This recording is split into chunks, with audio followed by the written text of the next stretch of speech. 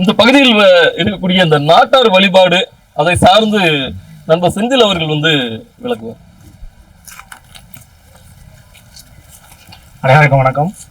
இப்போ இங்கே சொன்னாங்க மதுரை அலர்கோயிலில் ஆடித்திருவிழா ரொம்ப பிரசித்தி பெற்றது. ஆடித்திருவிழா இன்னொரு பிரசித்தி பெற்றதுன்னா கெடா வெட்டு. இப்போ ஆடி மாதம்னாலே அம்மனுக்குன்னு சொல்லுவாங்க.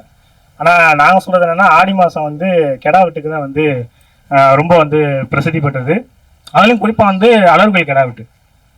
அலர்கோயில் பார்த்தீங்கன்னா வைணவ திருத்தலம் என்னன்னு சொன்னாலுமே அழகுமலையான நாட்டார் தெய்வமாக தான் இந்த சுற்று வட்டாரத்தில் இருக்கிற மக்கள் எல்லாமே கும்பிட்டு இருக்காங்க. கிட்டத்தட்ட மருளாடி எந்த சாமி குறி சொல்லுதோ அது எல்லாமே கிட்டத்தட்ட நாட்டார் மக்களாக தான், நாட்டாரோட தெய்வமாக தான் வழிபட்டு இருக்காங்க. இன்னைக்கு நீங்கள் போனால் கூட பார்த்தீங்கன்னா ஒரு 100-150 கெடா இன்னமும் உரிச்சிட்டு இருப்பாங்க. இப்போ போனீங்கன்னா இது மாதிரி இந்த சுற்று வட்டாரத்தில் கிட்டத்தட்ட இன்னைக்கு ஆடிப்பெருக்கு பார்த்தீங்கன்னா எல்லாரும் நீர்நிலைகளுக்கு போய் சாமி கும்பிடுவாங்க. இன்னைக்கு எல்லா கிராமத்துலேயுமே கரித்திருவிழா நடக்கும் எல்லா ஊர்லேயுமே. குறிப்பாக இந்த மாதத்தில் இப்போ ஆடியில் பிரசித்தி பெற்ற கரித்திருவிழானா இப்போ நானும் ஒரு தோழர் ரகுநாத்தும் அரிட்டாப்பட்டி போயிருந்தோம். அங்கே குங்கும கருப்பு சாமி கோயில்னு சொல்லி ஒரு கோயில் இருக்குது. அந்த கோயிலில் பார்த்தீங்கன்னா 150 கெடா வச்சு இது பண்ணாங்க. நாங்கள் தற்செயலாக தொழில் இடம் பார்க்க தான் போயிருந்தோம். அப்போ போனப்போ தான் இந்த மாதிரி திருவிழா நடக்குது, நீங்கள் வாங்க அப்படின்னா. கிட்டத்தட்ட ஏன் இந்த கரித்திருவிழாக்களை நாங்கள் அதிகமாக பேச போகிறோம்னா ஒரு ஒரு ஒரு குடும்பத்தில் 2 பேர் 3 பேர் சேர்ந்து சமைக்கும் போது ஒரு சின்ன ஒரு இது இருக்கும். அதே ஒரு ஒரு பெரிய கூட்டமாக சேர்ந்து நம்ம சமைக்கும் போது அதில் இருக்கிற சுவை வேற, மக்கள் கூடுற சந்தோஷங்கள் வேறையா இருக்கும். இப்போ நேற்று கூட நம்ம ஒரு தோழர் முத்துகிருஷ்ணன் நீயா நான் ஷோ அந்த ப்ரோமோட சொல்லியிருப்பாரு, பிரியாணி ஏன் அவ்வளோ ருசியாக இருக்குன்றப்போ ஆல் ஸ்பைசஸ் உள்ள அங்கே சேரும்போது அது சேர்க்கக்கூடிய விதம், அது ப்ரிப்பேர் பண்ணக்கூடிய மெத்தட் எல்லாமே அந்த பிரியாணி தூக்கி கொடுக்கும் அப்படின்னா. ஸோ அதே தான் இங்கே இருக்கக்கூடிய கரித்திருவிழாக்களில் கூடிய அந்த கறியோட சுவையும் அதே மாதிரி தான்.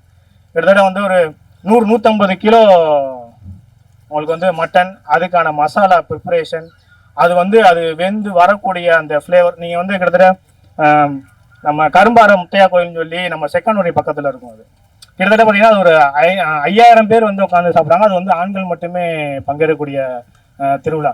அதே மாதிரி இங்கே பார்த்தப்போ நாங்கள் சொன்ன மாதிரி கிடாரிப்பட்டி, அது ஒரு 150 கிடா மட்டும்தான் உரிச்சாங்க. இதுக்கு அடுத்த ஒரு திருவிழா நடக்க போகுதுன்னா நம்ம திண்டுக்கல் மாவட்டத்தில் முத்தலகுப்பட்டின்னு சொல்லி ஒரு ஊர் இருக்குது. அந்த ஊரில் செபஸ்தியார் ஆலயம். அங்கே பார்த்தீங்கன்னா கிட்டத்தட்ட ஒரு 200 ஆடு 300 சேவலை பலியிட்டு திருவிழா எடுத்துவாங்க. இதுக்கு அடுத்து பார்த்தீங்கன்னா இதே ஆடி மாதத்தில் கடைசி வெள்ளிக்கிழமை பார்த்தீங்கன்னா கருமாத்தூரில் ஒரு திருவிழா இருக்குது. இது பகலில் நடக்குதுன்னா கருமாத்தூர் திருவிழா நைட் நடக்கக்கூடியது.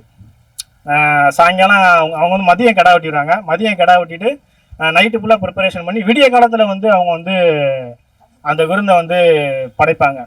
கிட்டத்தட்ட இது ஏன் ஆடி மாதம், ஏன்னா பொதுவாக நாட்டார் தெய்வ வழிபாட்டில் பார்த்தீங்கன்னா மாசி கலரி கும்பிடுவாங்க, மாசி பச்சை கும்பிடுவாங்க. அதுக்கடுத்து பார்த்தீங்கன்னா பங்குனி உத்திரம்.